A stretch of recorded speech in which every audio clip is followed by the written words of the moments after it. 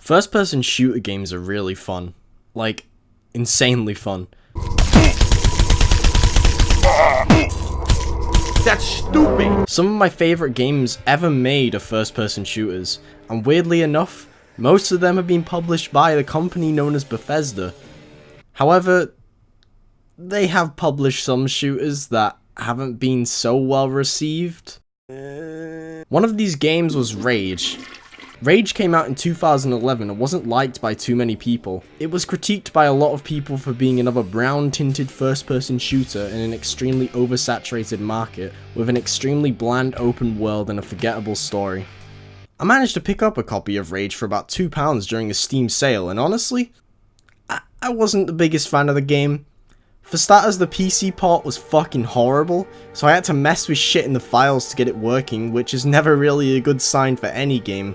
But nothing about the game really gripped me in general. I thought the gunplay was the only good thing, and it was the only thing that kept me going through the game, but even that couldn't save it from being mediocre in my eyes. However, even though I was pretty unimpressed with the original Rage, I was pleasantly surprised that Bethesda planned on making a Rage 2. The way I saw it at the time was this was Bethesda giving the game another chance, just like they did with The Evil Within, a game that was not that well received but given a second chance of a sequel.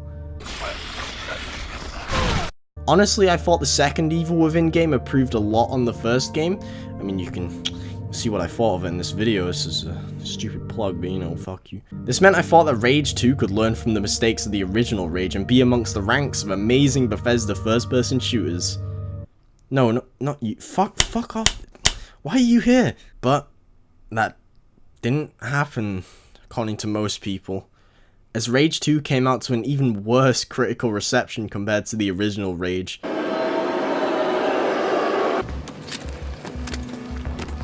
Oh, yeah! This is even Worse better than I thought!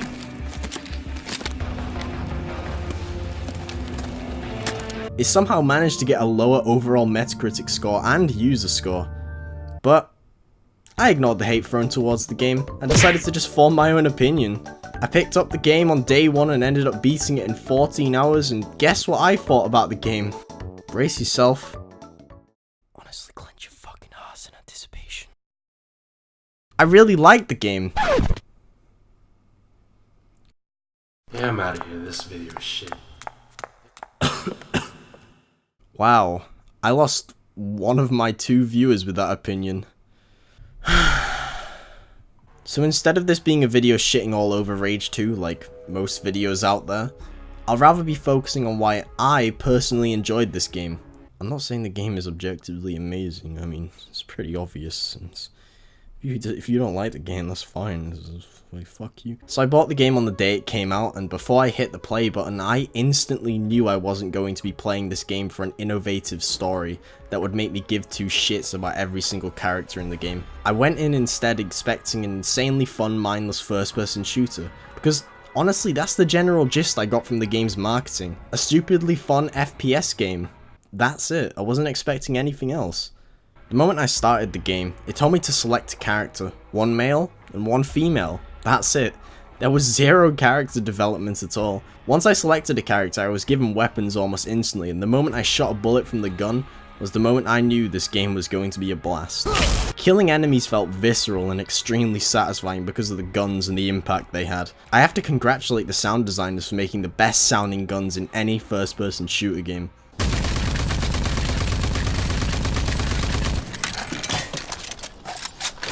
What made this game even more enjoyable for me was when the main character, Walker, got in a dead person's ranger suit and was given a fucking devil trigger mode that increased the speed and power of the guns you were using. Literally 20 minutes into the game, all I had was a pistol and an assault rifle, and I thought the game was insanely fun. This is even better than I thought!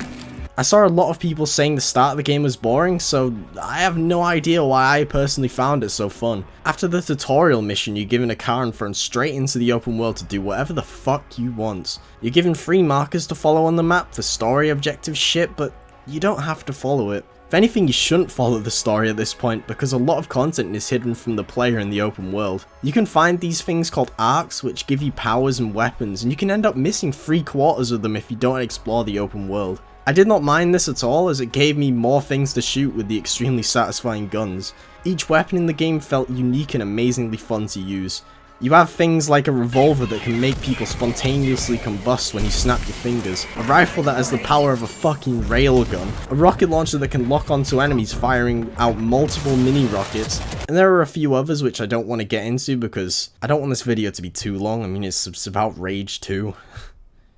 No one really cares about the game. A common complaint I saw about the open world of the game was how boring it was. I can't say I agree with that statement, as I found each biome of the map interesting to look at and explore for some reason. I honestly do not get why I like all the things that people are critiquing about this game. I feel like a fucking hipster. Actually, another thing people complained about was how repetitive the game is. See, I would have agreed with this statement if I didn't find the combat so fucking awesome, but I can literally pick up this game at any point and find it enjoyable just because of how fun it is to murder fucking goons with different weapons and powers you acquire. There are so many different ways to kill enemies. I think an issue that people have is they aren't experimenting with the combat. It might be why I didn't have an issue with the repetitive nature, because I experimented, you know, I tried different things. I mean, for example, if you just play Sekiro for the dodging and never parrying, you're not exactly making the game any more fun for yourself, are you? You fucking twat. Although I did not care for the story at all. Don't care, don't care, don't care, still don't care, I don't care.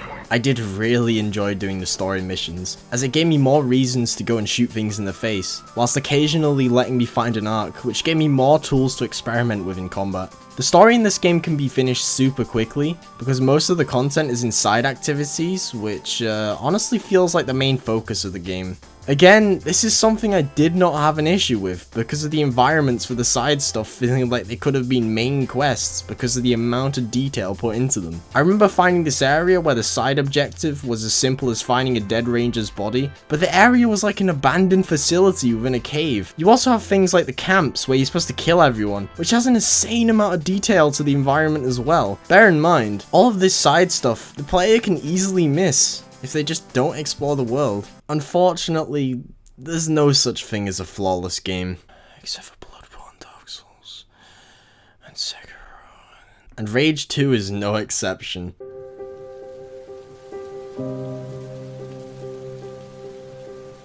For example, the world can feel quite empty at times, and some of the side quests are spread out from each other, which means you have to travel quite a distance to get to the shooty good stuff.